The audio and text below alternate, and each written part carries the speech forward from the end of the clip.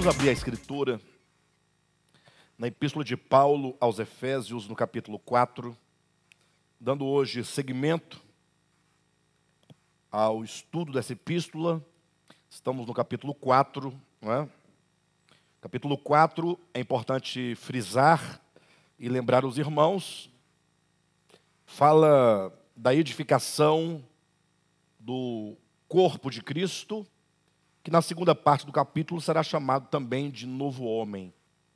Mas tanto o corpo de Cristo quanto o novo homem são aspectos da obra de redenção, da obra de reconciliação, visando a unidade. A unidade fala acerca da obra consumada de Deus por meio do seu Filho, no sentido de que todos os homens, quando creem no Evangelho, quando dirigem o seu olhar, o seu coração para a cruz é o encontro de Deus com os homens, o encontro do homem com o homem, o encontro do homem com os homens.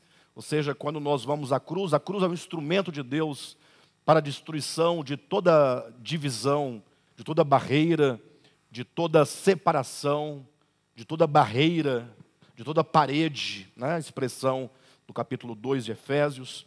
E quando então a divisão, a barreira, as paredes, o espírito, o ego, quando essas coisas são tratadas no nosso coração, nós chegamos à unidade, que é o objetivo do Evangelho, é o objetivo do supremo propósito de Deus. E como resultado da unidade, nós temos no capítulo 4 a formação, ou que seja, a edificação do corpo de Cristo. Como dizíamos em mensagens anteriores, o corpo de Cristo não é uma doutrina, tampouco se tem acesso ao corpo de Cristo mediante uma carteira de membro, tampouco com batismo em água, ou meramente batismo de água. Nenhum sacramento dá acesso ao homem ao corpo de Cristo, porque o corpo de Cristo é uma realidade espiritual. O corpo de Cristo fala de unidade, fala daqueles que, por experimentarem a cruz, são feitos um só com Deus e um só com os irmãos. E essa unidade é chamada metaforicamente no capítulo 4 de corpo de Cristo e também de novo homem.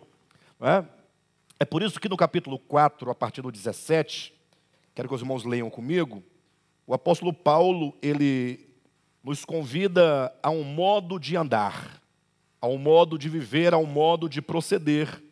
E para tanto, Paulo ele passa a apresentar as características, os caracteres do velho homem, para que nós possamos, pelo poder da palavra, pelo poder do Espírito, ir nos despindo desse velho homem.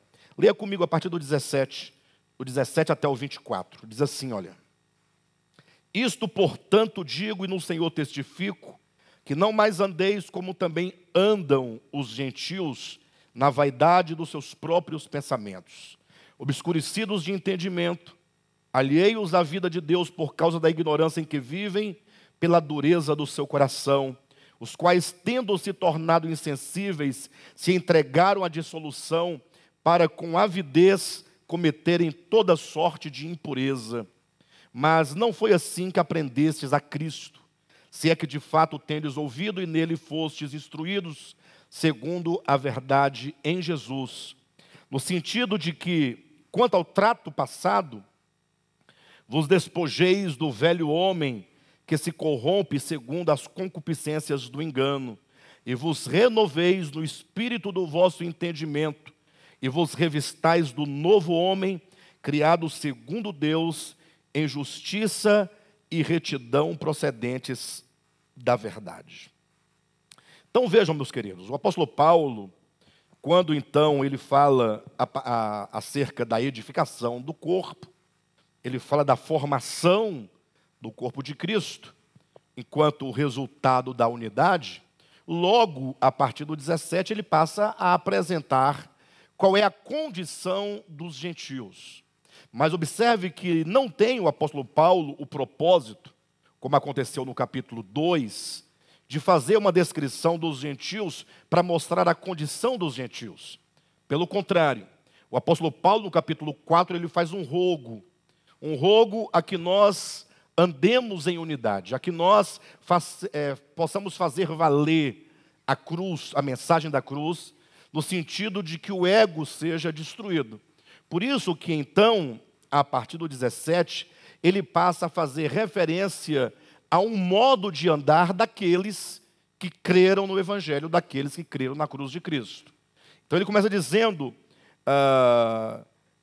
isto, portanto, digo no Senhor, testifico, que não mais andeis como andam os gentios. Nós falamos na semana passada sobre esse andar, né?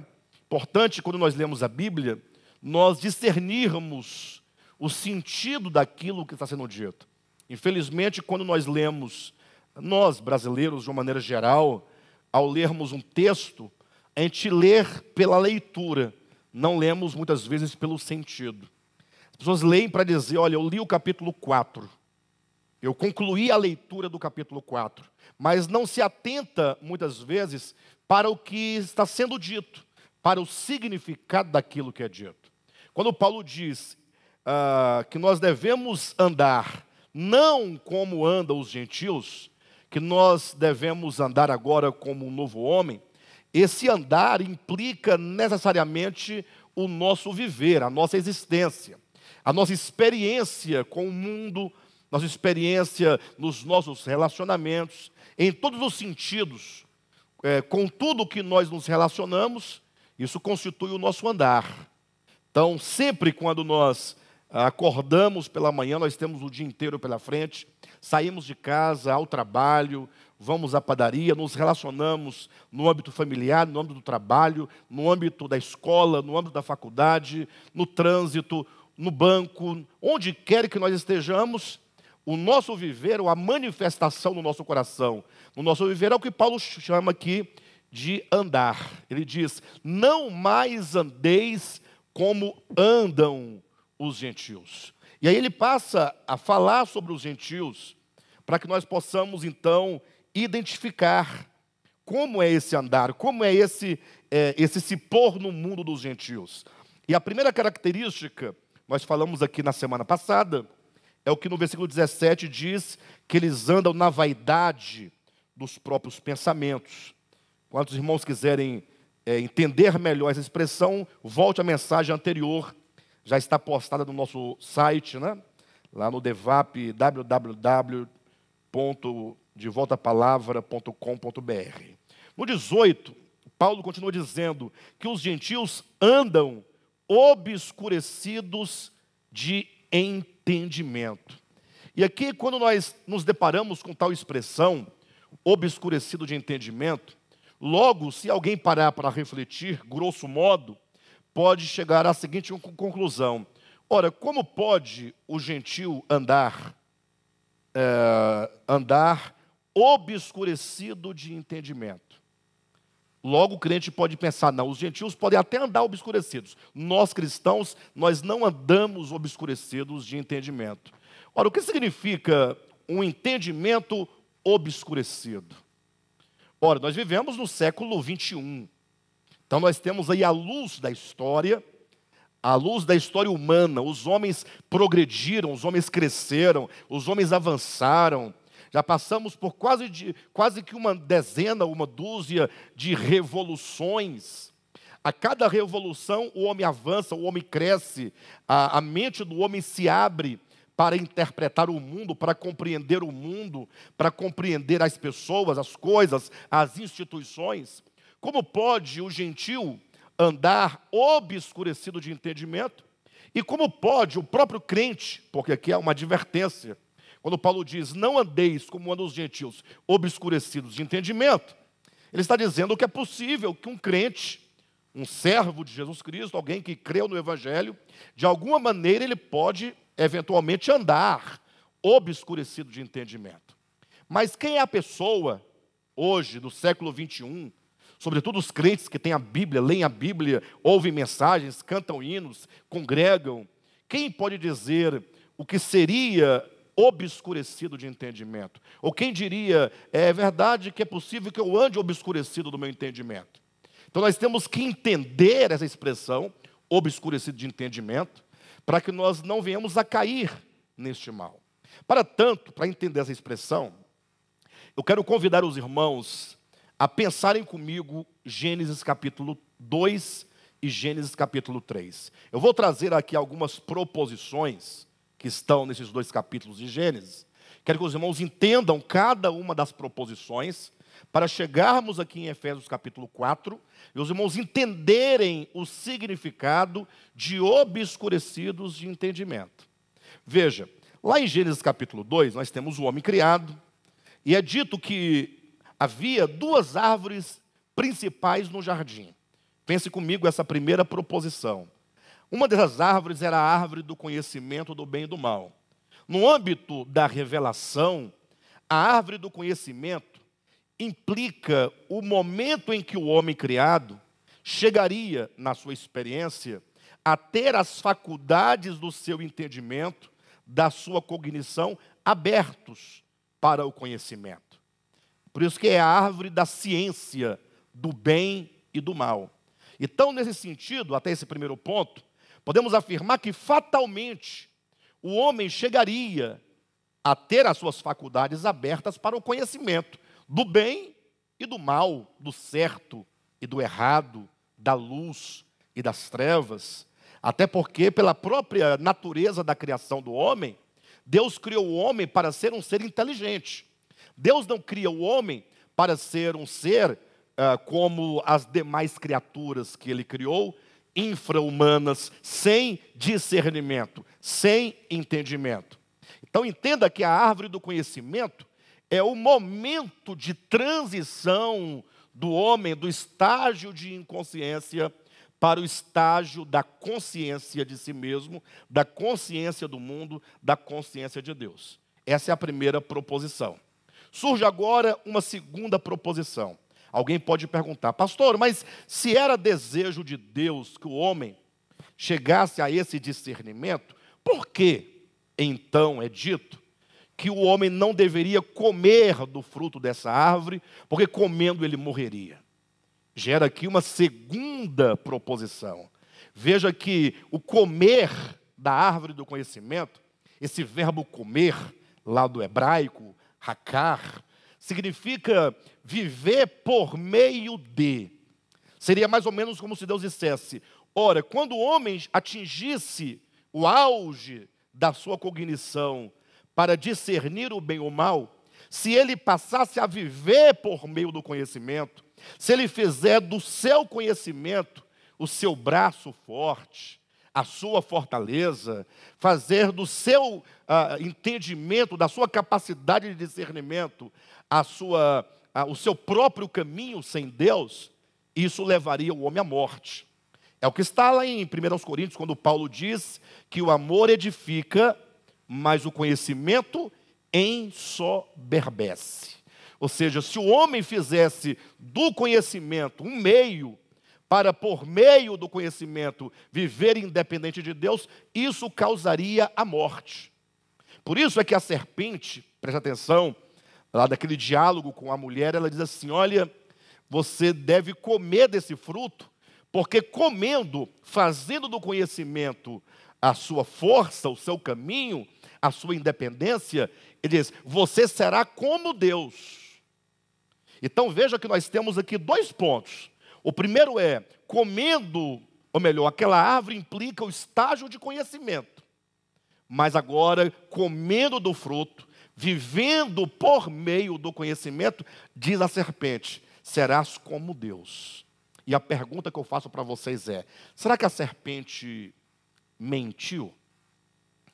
O que a serpente queria dizer, serás como Deus? Veja que quando, tão logo, de acordo com o registro de Gênesis, o homem e a mulher comem daquele fruto, o próprio Deus declara no capítulo 3, salvo engano, no versículo 21, né? O homem se tornou como um de nós. A serpente diz: serás como Deus. Deus agora diz: o homem se tornou como um de nós. Qual a relação do que diz a serpente com o que Deus está dizendo? Quando Deus diz: o homem se tornou como de nós, e ele continua dizendo, vírgula, conhecedor do bem e do mal. Ora, se você parar para pensar, fala assim: poxa, então Deus, isso é uma coisa negativa, não pode ser positivo. Então, será que Deus estaria dizendo que o homem não deveria ter o conhecimento do bem e do mal? Mas veja, o que Deus diz é: o homem se tornou como um de nós. Ou seja, Deus, ele vive por si mesmo. Deus é aquilo que Jesus fala em João capítulo 6, né? Assim como o Pai que vive me enviou, e eu igualmente vivo pelo Pai. Tratando-se de Deus, ele diz: o Pai vive, o Pai é. O Pai não é dependente de absolutamente nada e de ninguém, porque Ele é a própria vida absoluta. Quando Deus diz lá em Gênesis: o homem se tornou como um de nós, Ele quis dizer, o homem, porque conheceu, porque teve as suas faculdades abertas para o conhecimento, o homem agora se colocou na sua existência para viver por si mesmo, como Deus vive por si, porque Deus é. A diferença é que Deus vive por si porque Ele é.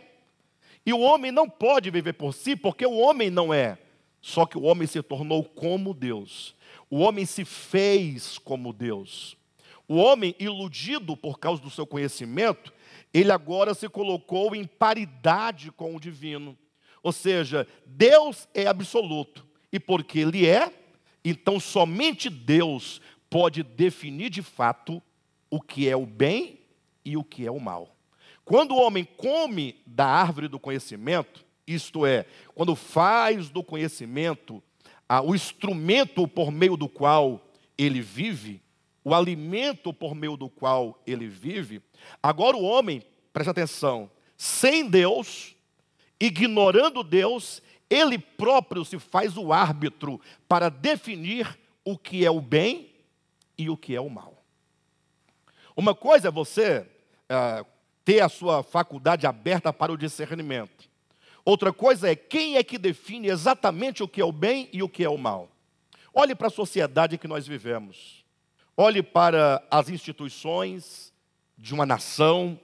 Olhe para os homens de uma maneira geral. Olhe para a sua própria experiência. Quantas vezes nós cometemos grandes erros na nossa trajetória de vida, na nossa existência, e chamamos aquilo de bem.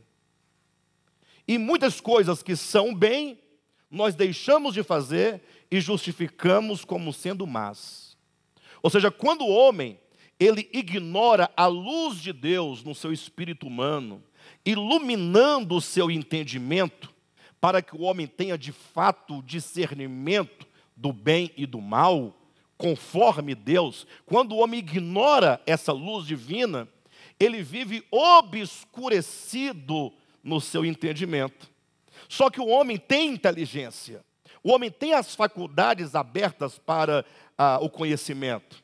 Só que é um conhecimento e é uma inteligência que, assim como a lamparina, que tem uma parte de baixo onde tem um azeite, que vai produzir a luz aqui na parte de cima, o homem deveria ou deve ter as suas faculdades, inteligência, consciência, coração, iluminadas ou iluminados pelo Logos divino, que é a suprema razão.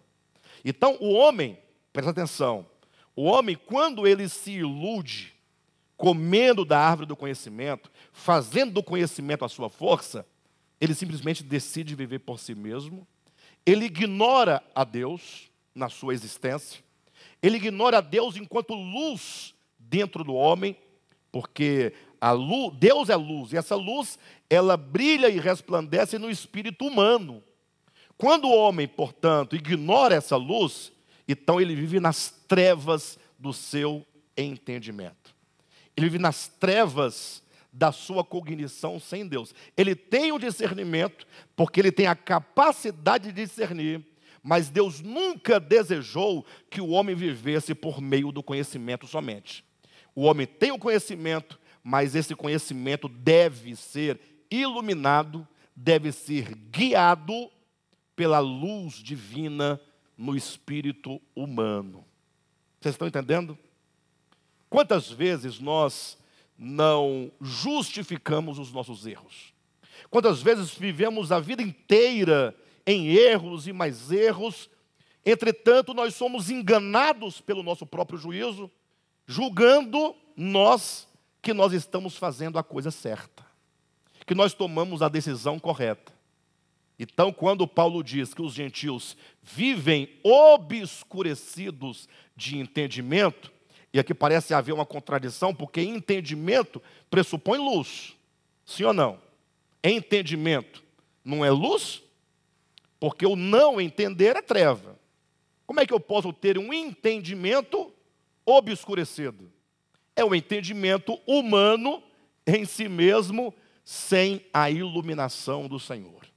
Quando Paulo diz lá em Gálatas, andai no Espírito. Quando Jesus diz em João capítulo 15, que o ramo da videira, estando na videira, precisa permanecer na videira, seja o permanecer na videira, seja o andar no Espírito, essas duas expressões implicam quando o homem coloca suas faculdades sob o governo da luz interior do Espírito de Deus.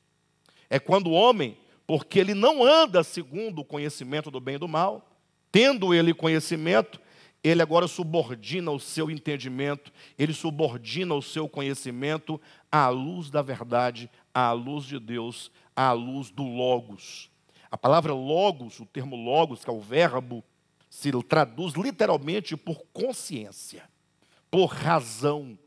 O Cristo de Deus, ele é a razão suprema, ele é o conhecimento supremo, ele é a luz do mundo. Olha, tudo isso indica, se eu tenho entendimento, eu tenho luz. Mas se Cristo é a luz do mundo, então essa luz do mundo é que deve guiar a luz da minha consciência, do meu entendimento. Posso até usar uma expressão já usada anteriormente por outras pessoas, mas com outro sentido. A luz maior, que é o Espírito de Deus, guiando a luz menor, que é o entendimento humano. Isso significa quando o homem, então, ele anda por meio da unção que de Deus nós recebemos, para usar a linguagem de João, na sua primeira epístola, capítulo 2, versículo 27. Ele diz que a unção de Deus, que dele nós recebemos, nos ensina todas as coisas.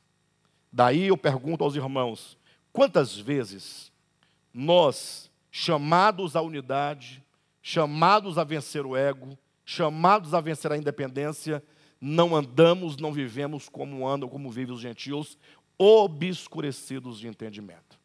Lembre-se de uma coisa, a nossa mente, o nosso saber, o nosso conhecer, a nossa inteligência, a nossa capacidade de discernimento, não iluminada pelo Espírito de Deus, é entenebrecida. A luz do homem, a luz própria do homem, desconectado de Deus, é trevas.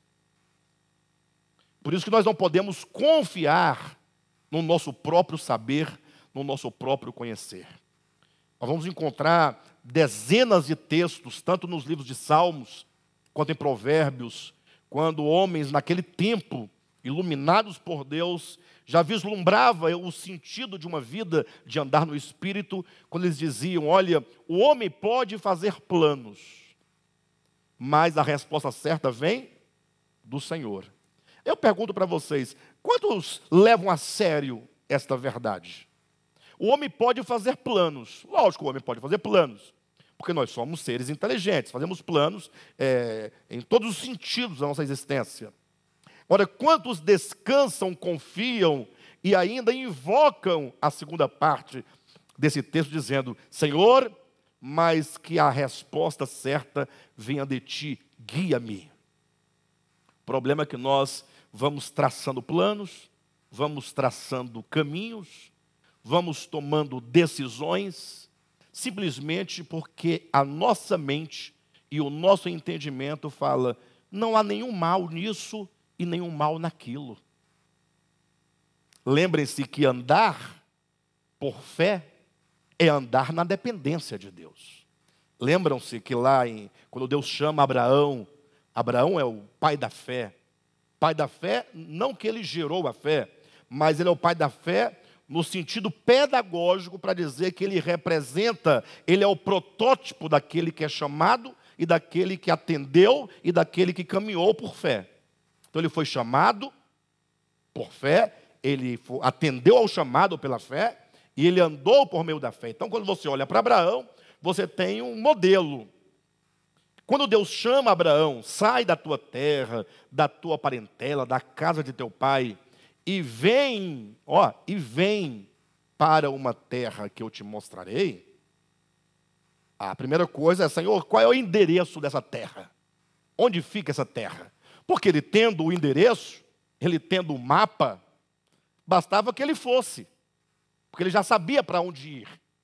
Mas Deus diz assim, vem para uma terra. Quando ele fala vem, quer dizer, Deus é quem iria guiá-lo todo o seu caminho.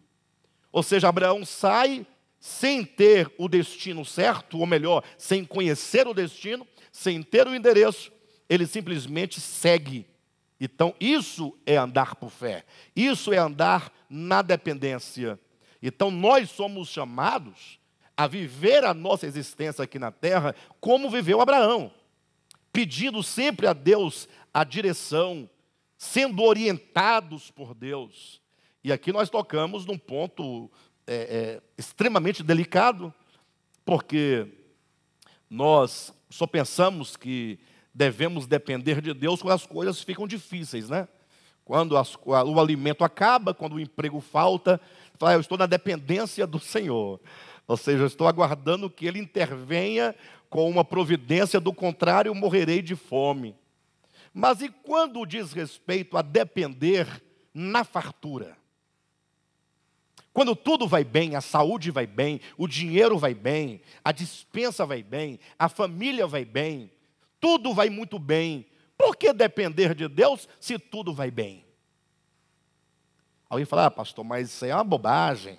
Uma bobagem no sentido de que se eu porventura saio de um trabalho e vou para outro, essa é uma escolha meramente temporal. Deus não tem nada a ver com isso. Deus não intervém nessas questões pequenas da vida humana. Se eu me mudo de uma cidade para outra, se eu vendo uma propriedade, se eu dou alguma coisa, tudo que eu faço, essas coisas pequenas, Deus não intervém. Até parece que nós temos duas vidas. Uma vida que interessa a Deus, outra vida que interessa somente a nós. E da que interessa somente a nós, que é a maior parte da nossa existência, nós decidimos, nós fazemos, nós procedemos, nós guiamos, nós fazemos todas as coisas. Quando Paulo diz, olha, este que foi chamado, capítulo 4, versículo 1, essa vocação, veja que no capítulo 4, versículo 1, Paulo diz, rogo-vos, pois, eu, prisioneiro no Senhor, que andeis de modo digno da vocação a que fostes chamados. No versículo 1, ele fala que existe uma vocação, essa vocação tem uma dignidade, e essa dignidade exige um modo de andar, e esse modo de andar é um modo de viver. No capítulo 4, versículo 17, ele vai dizer que os gentios, se você fizer aqui o paralelo, a relação, são aqueles que, teoricamente, no sentido do texto, não foram chamados. Se não foram chamados, não têm uma vocação, pelo menos por enquanto, no entendimento do texto, né? Não vamos no detalhe, no particular, que fica ruim. Vamos para o texto. Os gentios não foram chamados, não têm o chamamento, não têm a dignidade do chamamento e, portanto, eles não têm compromisso com andar digno de acordo com esse chamamento. Então, Paulo está dizendo, olha, se você quer andar de modo digno da sua vocação, você não pode caminhar como andam os gentios. Como andam os gentios? Ora, eles andam na vaidade dos próprios pensamentos. Em suma, o que é a vaidade? É o pensar que são sem serem absolutamente nada sem Deus. Achar que são capazes, acharem que são fortes, é o achar que eles são poderosos, achar que são suficientes. Agora, o andar diferente deste, né, seria o andar na dependência, em fraqueza, como o apóstolo Paulo diz em 2 Coríntios capítulo 3, quando ele fala sobre a obra do ministério. Imagine só, Paulo, ele sabia de tudo do ministério da nova aliança. Ele conhecia tudo, Deus não falou para ele. Ele não foi arrebatado ao terceiro céu, ao paraíso. Ele não teve tantos arrebatamentos que não foram nem mencionados na Bíblia. Ele não ouviu coisas inefáveis que ao homem não é lícito referir. Não foi preciso colocar nele um espinho na carne para que ele não se orgulhasse das grandezas da revelação. Porque então ele dizendo sobre a nova aliança, ele diz: a nossa suficiência vem de Deus. Isso é dependência. Isso é sabendo não saber. Isso é sendo não ser. Porque se Deus coloca em Paulo um espinho na carne, para que ele não se orgulhasse, é porque ele tinha. Mas ele tinha, não é porque ele tinha de si. Ele falou: eu sou o que sou pela graça de Deus. Isso é dependência. Então veja que esse andar de modo digno é o oposto dos gentios. Os gentios, eles pensam que são. Toda vez que nós pensamos que somos capazes de alguma coisa, e talvez nós não pensemos assim: eu sou capaz de alguma coisa. Todo crente, mesmo por instinto cristão, por mero instinto do ser cristão, eles vão dizer: não, nós confiamos no Senhor. Mas o problema não é o que nós falamos, o problema é como nós procedemos. Você pode falar com os lábios que depende e não depender. Eu posso falar com os lábios que eu sou fraco, e na prática eu agir como o homem mais poderoso do mundo. Lembram do caso de Davi? Qual foi a grande vitória de Davi? Quem sabe? A grande vitória de Davi. Vocês sabem. Uma grande vitória da história de Davi. Quando ele destrói Golias, quando ele vence Golias, quando ele vence aquele gigante. E qual foi a grande derrota de Davi? A grande derrota foi quando ele, vencendo os seus inimigos, ele levantou um censo para saber de que tamanho era a sua nação. Ele queria mostrar o poder da nação, a quantidade o número de exércitos, de homens do exército. Neste momento, a Bíblia fala que ele foi incitado por Satanás para levantar esse censo. Ou seja, ele mata o gigante, a grande vitória. Quando o gigante renasce dentro dele, que ele se torna um homem suficiente, um rei poderoso, de grandes exércitos, como que o gigante renascesse agora dentro da sua alma, e ele se tornasse agora o próprio Golias. E esta é a grande derrota dele, quando ele acha que ele é alguma coisa. Porque depois que Davi limpa a terra prometida dos seus inimigos, esse era o momento de ele falar: louvado seja Deus pelas vitórias obtidas. Sim ou não? Mas quando ele vê que ele venceu tudo, que a terra está limpa, que ele venceu todos os inimigos, ele fala: vamos agora contar os nossos soldados. O número de soldados. Vamos mostrar, vamos exibir o nosso exército. Como que ele falasse que todas as vitórias foram o produto ou o resultado da força do seu braço. Isso é proceder como procede um gentil. Isso é andar como andam os gentios. Deus, ele é muito sábio. Deus é de uma sabedoria tremenda, porque ele poderia dizer assim, olha, ele poderia dizer apenas assim: pessoal, sejam dependentes de mim. Teria dito tudo. Basta dizer. Mas sabendo Deus que o homem, ele precisa aprender com pedagogias, e aqui vale a pena, é interessante lembrar que a pedagogia em si mesma, é só pedagogia. Só que ela visa ensinar algo. Quando você se apropria da pedagogia e discerne o significado e a essência, ela ganha significado no seu coração. Deus, querendo nos ensinar a dependência, Ele nos ensinou o jejum. Jejum não é barganha com Deus. Tem pessoas que pensam que o jejum é uma troca. Eu vou jejuar para Deus, para Ele me dar o emprego. Ele jejua e convence a Deus pelo seu sacrifício de que agora ele merece o emprego. Errado. Esse é o jejum dos fariseus e escribas. Jesus condena esse tipo de jejum. Jejum significa dependência. O maior exemplo do sentido do jejum é Jesus, que depois de ter jejuado 40 dias, 40 noites, chega ali o diabo e lhe diz: se tu és o Filho de Deus, transforme essas pedras em pães.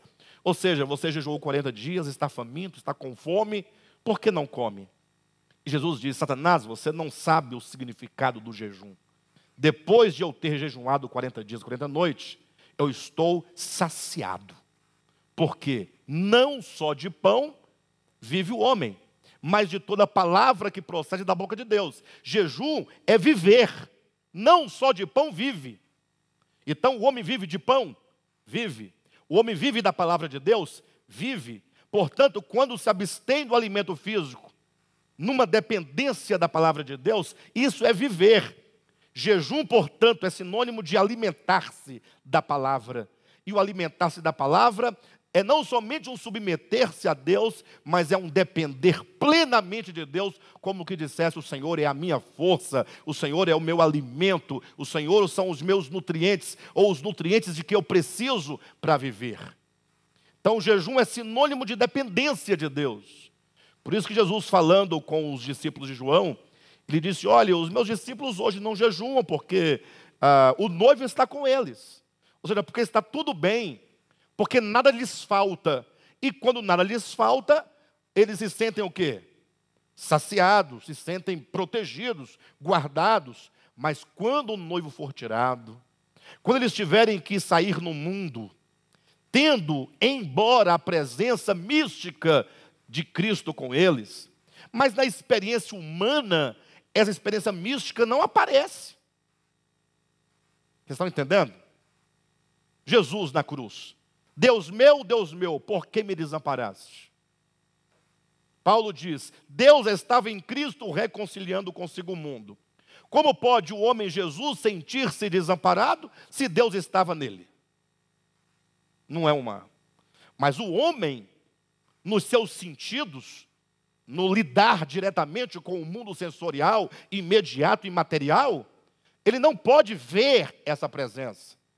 Bastasse que eu, Alexandre, nas minhas lutas, visse Jesus do meu lado, e eu dormiria no barco, tranquilamente, no meio da tempestade. Por que nós nos afligimos?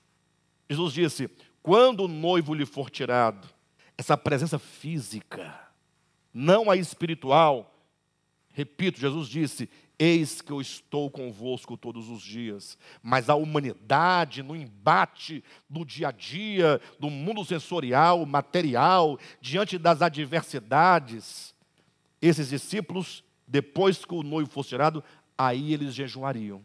Por que jejuariam? Porque sentiriam a profunda necessidade da presença. Daquela presença que eles tinham antes da morte, ressurreição e ascensão do Senhor. Então, o jejum seria, Jesus ensina, é uma dependência, é um querer muito se alimentar, tomar do Senhor para si. Então, o jejum ensina a dependência. Vocês entendem? Não basta você ficar com fome. Por isso que o jejum não pode ser planejado. Não pode ter um calendário de jejum. O jejum tem que nascer como uma decisão espontânea de alguém que não se alimenta porque está em profunda aflição, que o leva a mergulhar em Deus, a ficar na presença de Deus, e de tanto permanecer ali, o tempo passa, o horário do almoço passa, do jantar passa, e ele está mergulhado em Deus, vivendo por Deus. Não só de pão viverá o homem. O que isso tem a ver com Efésios? Andar na dependência. Esse andar na dependência, nós temos aqui duas situações, duas verdades. Primeiro, se o gentio anda na vaidade dos pensamentos, ele pensa que ele é. Por isso ele não vai depender. E porque ele pensa que ele é alguma coisa sem Deus, ele não anda sob a luz de Deus no seu entendimento. Ele não é guiado pela luz do Logos. Logo, ele está obscurecido de entendimento na sua caminhada. Então, andar não como andam os gentios, é andar em profunda dependência. Andar em profunda e total e absoluta dependência é andar sob a luz. O jejum nos ensina a dependência. Nos ensina a não confiarmos em nós mesmos. Veja que coisa interessante. Não foi o próprio Senhor que nos ensinou que nós devemos trabalhar com as próprias mãos? O trabalho não é uma bênção divina? Basta que você leia o livro de Eclesiastes. Tudo vem de Deus. O trabalho é bênção de Deus. Os bens que advêm do trabalho são bênçãos de Deus. Paulo diz: trabalhai dia e noite para não ser pesado no seu próximo. Então o trabalho é uma coisa boa, é uma coisa abençoada. Só que o trabalho humano, ele pode gerar um certo orgulho, uma certa presunção, uma certa pretensão, no sentido de você trabalhar e você conquistar, e quando você então vir a sua conquista, você conferi-la a si próprio. Aí o Senhor entra com a nova pedagogia. Quando o Senhor nos ensina a compartilhar o que nós recebemos, seja por meio de esmolas, usando o termo bíblico, ou seja, quando você oferta ao Senhor a causa de Deus, usando o termo bíblico, é o que Paulo chama de praticar a justiça. Você está aprendendo, naquele gesto de doar, é uma forma de reconhecimento. Interessante que, quando se fala de dízimos, dízimo é doação. Embora definido por lei a quantidade da doação, mas o dízimo é o ato de você separar 10% e entregar, no caso, em termos do Antigo Testamento. Entendam isso. Eu estou tomando o Antigo Testamento para falar sobre o significado do dízimo no Antigo Testamento, que será o mesmo significado das ofertas do Novo Testamento. A essência vai ser a mesma. Não é porque não há a lei do dízimo no Novo Testamento que não existe o princípio do doar. Entendam isso. Há muitas formas de dízimos no Antigo Testamento.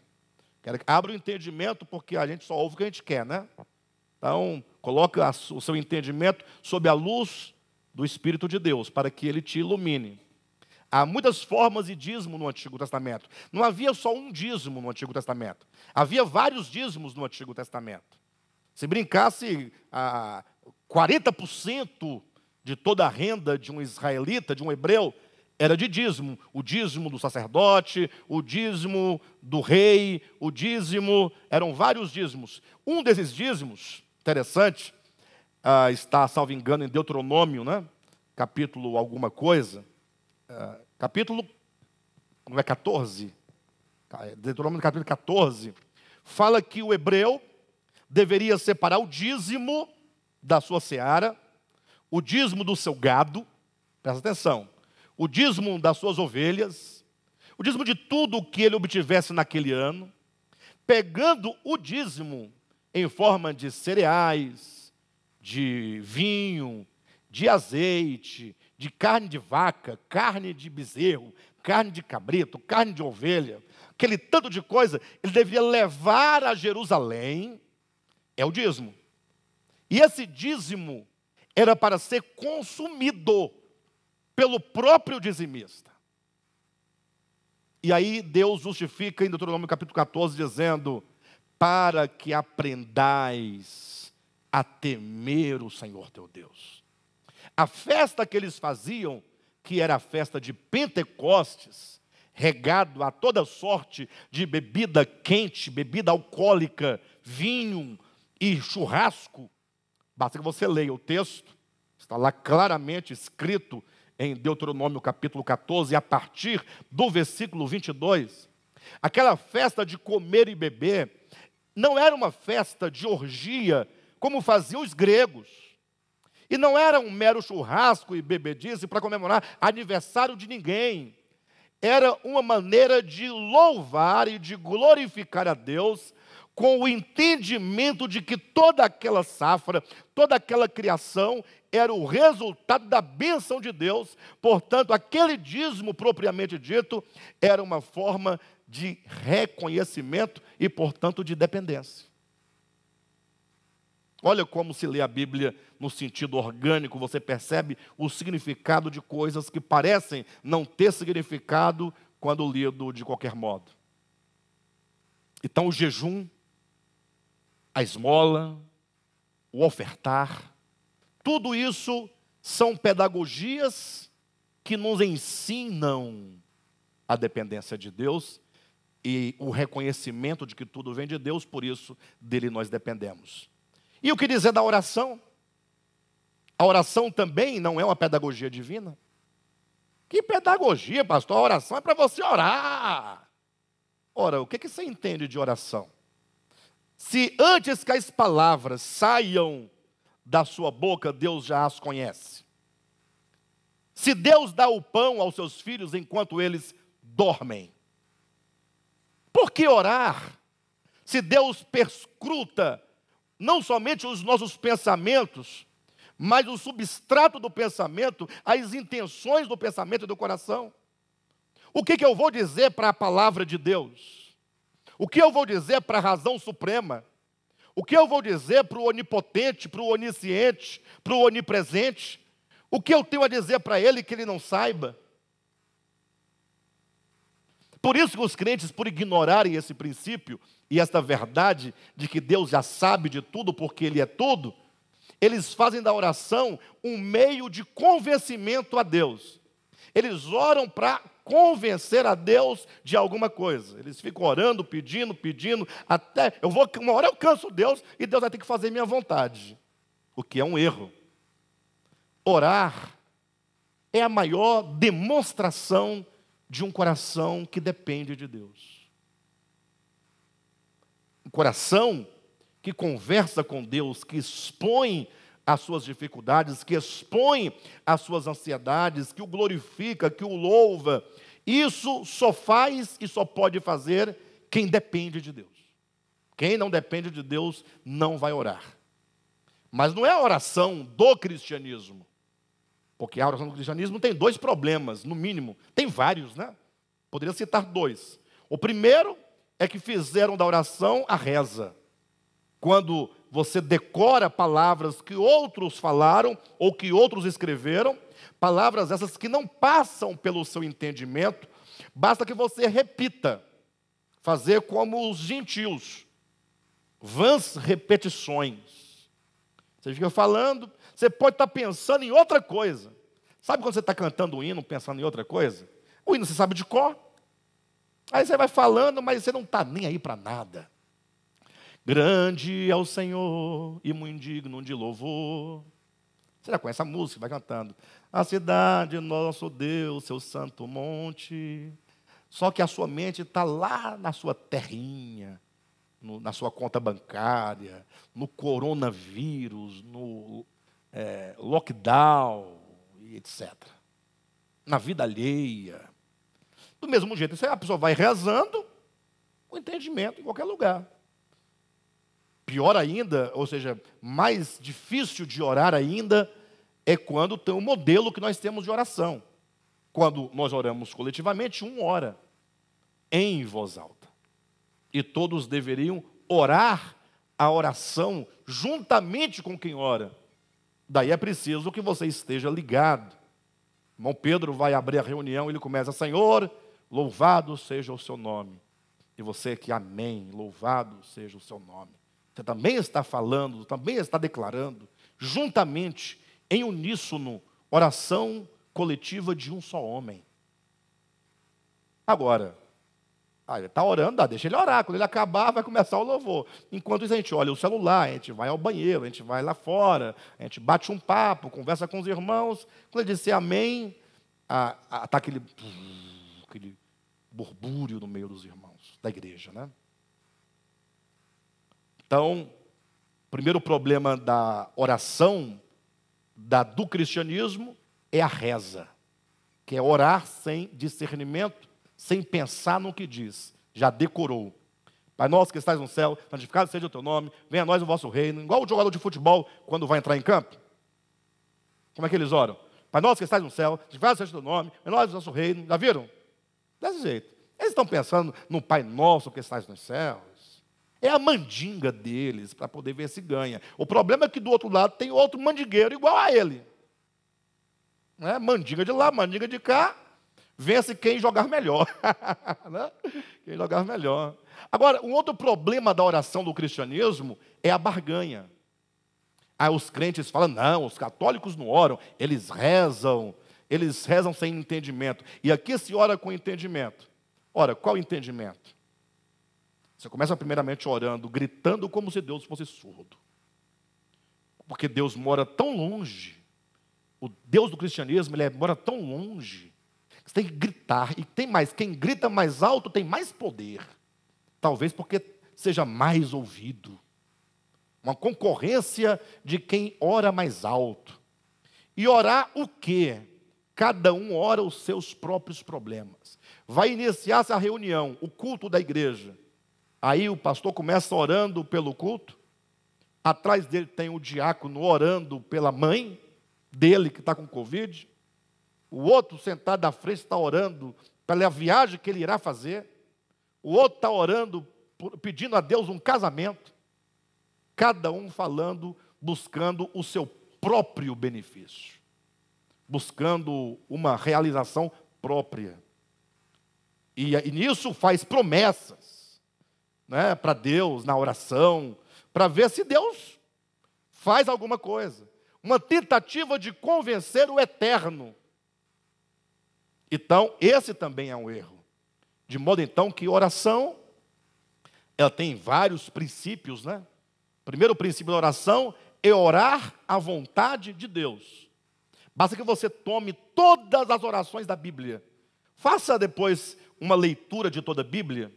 Porque os cristãos se ufanam muito de ler a Bíblia, né? E fazer ano bíblico. Já li a Bíblia uma vez, 10 vezes, 20 vezes. Eu já li 30, já li 40, já li 50. Mas lê pela leitura, não pelo discernimento. Leia a Bíblia uma vez procurando só as orações.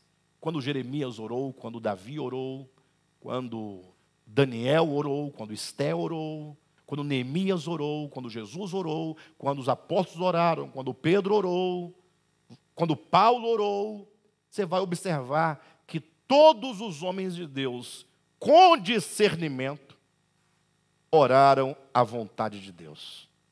Primeiramente conheceram a vontade de Deus, e agora eles oraram aquilo que Deus diz que é. E não aquilo que eles gostariam que fossem. Por isso que é dito, né? O que ligardes na terra, terá sido ligado no céu. Pedrão fez menção da versão corrigida. A versão corrigida diz, o que ligardes na terra será ligado no céu. O que é um erro. Porque se o que nós ligarmos na terra será então ligado no céu, quem comanda? Nós. O que nós fizermos aqui, o céu obedece. Mas a versão atualizada diz, o que ligardes na terra, não é futuro? O que ligardes, terá sido antes ligado no céu. O terá sido é um futuro antes de um outro futuro. Vocês entendem isso? O futuro perfeito é igual o pretérito mais que perfeito. Não tem o passado? O passado perfeito tem o passado mais que perfeito. Mais. Ou seja, eu me refiro a um passado ontem. Ontem, quando cheguei ao local de reuniões, não é passado? Não, eu cheguei ao local de reuniões quando a Silvia já chegara. Chegara porque ela chegou antes de mim. É um passado depois do passado. Então tem um futuro depois do futuro. São dois futuros, como são dois passados. O que ligardes na terra, o que ligardes é uma possibilidade futura. Terá sido antes, ligado no céu. A igreja liga o que o céu já ligou. Então nós oramos aquilo que Deus já decidiu. A vontade que nós oramos na nossa oração é a vontade dita de Deus. Então a oração é um conhecer a vontade de Deus e agora é um orar a vontade de Deus. Por isso que Jesus nos ensina a orar. E quando ele ensina, as três primeiras proposições é a vontade de Deus, o nome de Deus e o reino de Deus. Encabeça, não é? E depois vem as nossas necessidades, mas não é aquilo que nós julgamos ser necessário, é o pão nosso de cada dia, é a vontade de Deus, que nós tenhamos o pão nosso de cada dia, não o pão nosso da década, nem do século.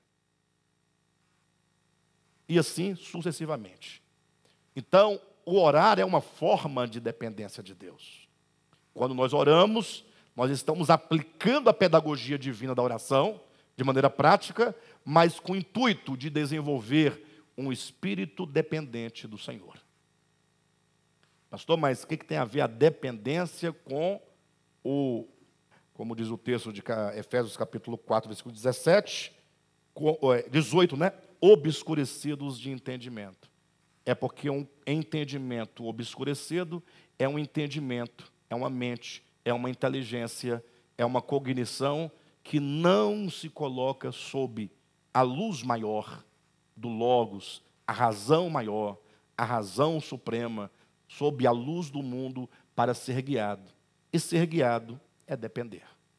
Não mais andemos como andam os gentios, na vaidade dos seus próprios pensamentos, continuando, obscurecidos de entendimento. Terceiro, versículo 18, alheios à vida de Deus, por causa da ignorância em que vivem, pela dureza do seu coração. Que nós temos três coisas que são uma só, ou que uma é parte da outra, uma nasce da outra, né? Ou seja, há um coração endurecido. Esse coração endurecido é um coração que ele não se rende a Deus, ele confia tanto em si, já viveu tanto no pecado, que agora ele se tornou totalmente insensível. Por isso, no versículo 19, diz, os quais o quê? Os corações, tendo se tornado insensíveis. Esses homens de coração duro tornaram-se insensíveis. Um coração insensível. Um coração que já não sente mais. Esse coração insensível é um coração que ignora completamente. É um coração ignorante. E ele, então, é alheio à vida de Deus. Olha que interessante. É dito que os gentios andam alheios à vida de Deus, não porque não tenham a vida de Deus. São alheios à vida de Deus por causa da ignorância em que vivem. É essa ignorância que faz com que eles ignorem a vida divina. Eu sei que o cristianismo, a maioria das linhas teológicas, afirmam que os gentios não têm a vida divina. Ora, mas eles não têm a vida divina, como é que eles vivem? Ah, com a vida humana, vão responder. Ora, e existe vida humana? Quantas vidas existem? A vida que é Deus e a vida humana é o quê?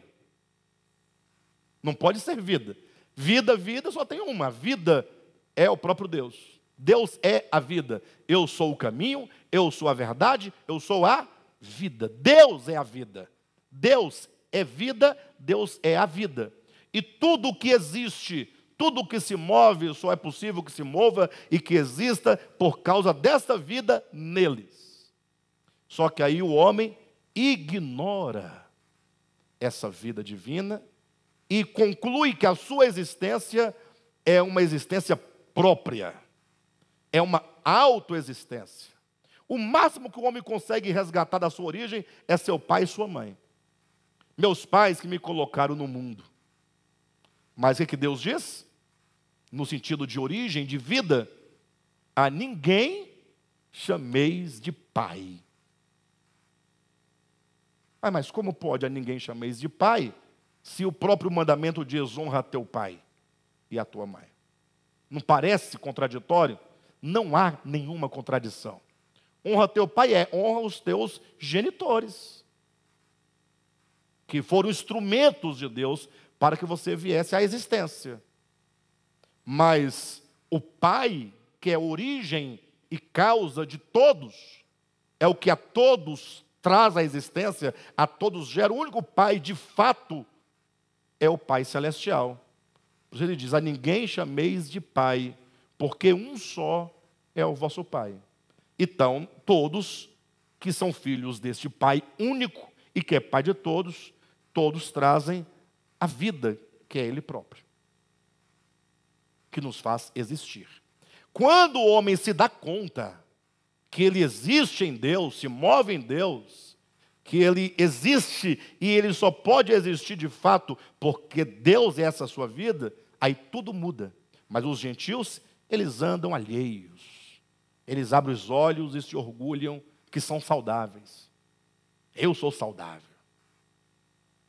Sim, é saudável, mas eles não voltam à origem. Eu abro os olhos porque a vida me permite abrir os olhos. Eu caminho porque a vida me permite caminhar. Ou seja, todas as coisas positivas que nós usufruímos no nosso ser são provenientes da vida, são provenientes de Deus. Os gentios ignoram completamente isso, por isso que eles fazem do seu braço mortal a sua força. É o que está em Jeremias, capítulo 17, versículos 5, 6 e 7. Maldito o homem que confia em si mesmo. Quando diz maldito o homem que confia no homem, não é no outro homem. Para você tirar a prova, você tem que comparar Jeremias capítulo 17, versículo 5, com 17, 9. Quando você faz a comparação, você entende o que significa maldito o homem que confia no homem. Porque no 9 diz, bem-aventurado o homem que confia no Senhor. Ou seja, ou o homem confia no homem, na humanidade, ou o homem confia no Senhor. Ou seja, se eu não confio no Senhor, eu confio em quê? No homem que sou, na minha humanidade, na minha capacidade. E sobre esse homem que confia em si mesmo é dito que ele é maldito. Ou seja, não é que Deus o amaldiçoou, é que o caminho do homem que confia em si mesmo é um caminho árido, é um caminho seco. Por quê? Porque ele não tem de onde extrair as riquezas da sua existência. É como um arbusto seco no deserto, em terra inóspita, terreno árido. Ora, o homem que confia no Senhor é como uma árvore plantada junto a ribeiros. E é dito, e mesmo no ano de sequidão, não deixa de dar frutos, porque suas raízes descem até os mananciais, as águas mais profundas da terra. Então, os gentios, eles andam alheios à vida de Deus. Não porque não a tenham, né? Mas porque são ignorantes. Pela ignorância, versículo 18, por causa da ignorância em que vivem, pela dureza do seu coração, os quais, tendo-se tornado insensíveis, se entregaram à dissolução, para com avidez cometerem toda sorte de impureza. Ou seja, percebem que toda sorte de impureza, toda sorte de pecado, será o resultado de alguém que determinou um viver e um andar sem Deus. Geralmente as pessoas perguntam, pastor, como é que a gente faz para amar?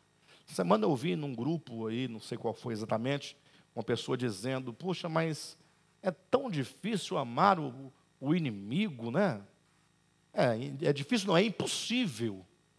Lembre-se que você, em si mesmo, é como um arbusto seco no deserto. Você não tem nada nem para você, que dirá para dar para o outro. Por isso que é dito que o amor é fruto do Espírito, é dele, não é seu. Porque o amor nosso, próprio, o amor que nós temos da nossa psique, da nossa alma, das faculdades emotivas do nosso coração, são carnais. Todo amor é carnal. Todo amor humano é carnal, sem Deus. Todo. Não, o seu é. Se não for iluminado, regado, sustentado, se o amor real, verdadeiro, absoluto, não permear o seu amor humano, é amor político. É o amor que só dura até. Até o quê? Até acontecer qualquer coisa. São casais que se amam e passam a se odiar. São amigos que eram carne e unha e passam a se aborrecer. São famílias que se desintegram e deixam de ser família do ponto de vista relacional. O que mais? São irmãos de igreja que se abraçam e se beijam, até que saem falando mal e abrindo igrejas. Isso é o amor humano.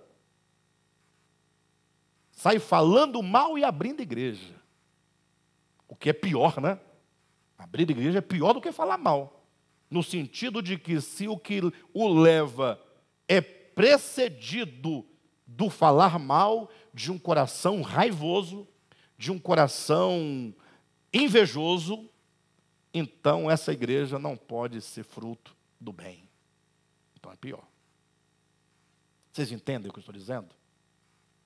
Então, o homem, quando ele depende do Senhor, este homem aqui, no caso, ele recebe de Deus, o Espírito gera nele o fruto, aquilo que o homem em si mesmo não tem, o Espírito Santo passa a gerar dentro dele. Por isso o texto diz, obscurecidos de entendimento, alheios à vida de Deus por causa da ignorância que vive, pela dureza do seu coração, os quais, tendo se tornado insensíveis, se entregaram. Esse se entregar à dissolução, todas as formas de pecados, todas as formas de impurezas, são o resultado desse coração. Ah, eu não consigo amar. É o resultado. Você quer amar a partir de um princípio religioso. Vai nunca.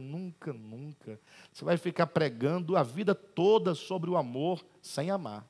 Vai ser apenas um dogma, apenas uma mensagem bonita. Porque nós não temos de nós para dar. O que nós temos é caído, ou que seja, o que nós temos é carnal. Não é? Então, eu coloquei não conseguir amar, é um aspecto positivo. Amar é positivo. Mas as formas negativas do pecado, seja ela qual for, por que nós queremos nos livrar de tantos vícios e não conseguimos muitas vezes? Não conseguimos nos livrar. Por qual motivo não se consegue?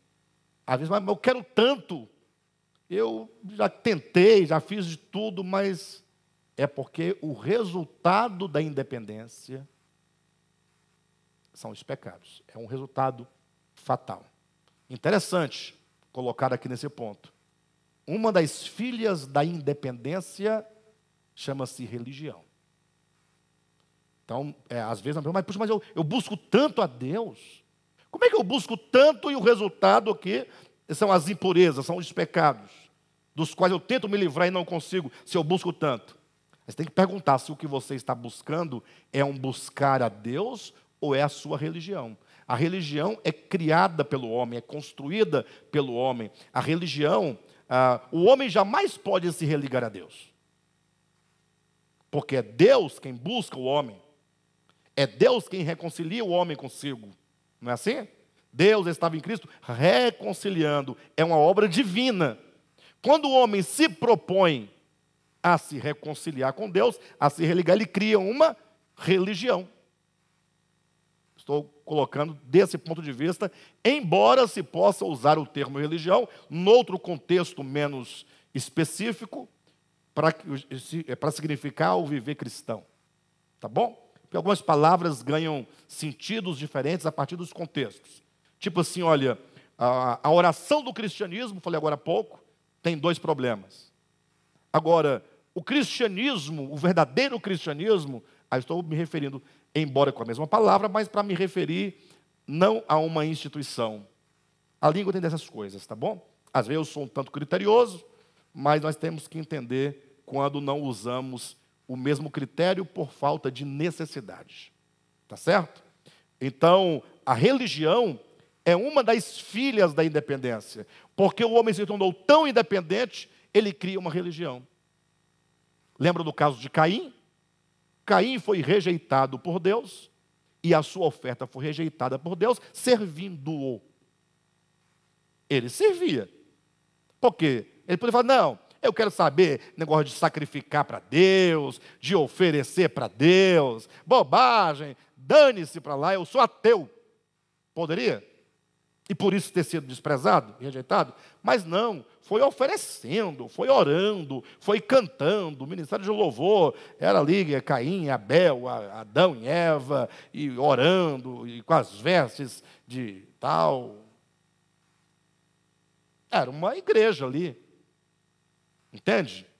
Mas Caim é o maior exemplo, é o modelo de alguém que quer ou determina no coração servir a Deus a seu modo.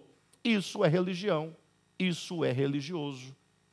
Por isso que, não raras vezes, muitas vezes nós, na nossa busca, no nosso labor religioso, o resultado é sempre as impurezas, os pecados não vencidos, porque é o resultado de uma vida de independência a Deus. Tá bom, queridos? Até aqui nós vimos o andar dos gentios, que não deve ser por nós imitados.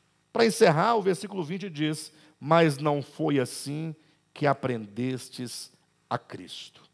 A partir dessa proposição, nós vamos retomar na próxima semana, falando como é que nós aprendemos a Cristo. Como Cristo, então, nos ensina este andar e este viver. Tá bom, queridos? Glória a Deus.